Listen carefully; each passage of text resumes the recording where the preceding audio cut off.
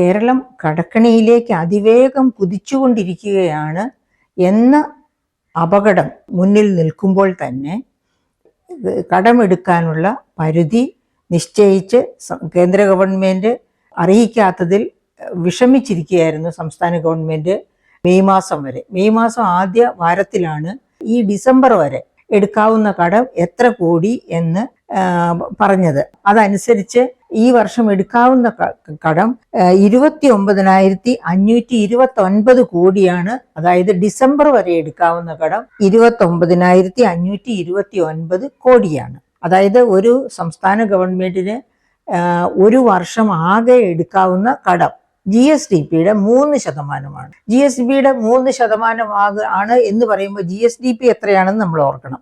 GSDP എന്ന് പറയുന്നത് 13,11,436.2 കോടി. അതായത് ഞാൻ ഒരിക്കൽ കൂടി ആവർത്തിക്കാം, 13,11,436.2 കോടിയാണ് നാം ബജറ്റിൽ പ്രതീക്ഷിക്കുന്ന നമ്മുടെ GSDP എന്ന് വെച്ചാൽ ഗ്രോസ് സ്റ്റേറ്റ് ഡൊമസ്റ്റിക് പ്രോഡക്റ്റ്, അതായത് സംസ്ഥാനത്തിന്റെ ആഭ്യന്തര മൊത്ത വരുമാനം. അതാണ് GSDP കൊണ്ട് ഉദ്ദേശിച്ചത്. അപ്പൊ അതിന്റെ 3% നമുക്ക് കടമെടുക്കാവുന്നത്.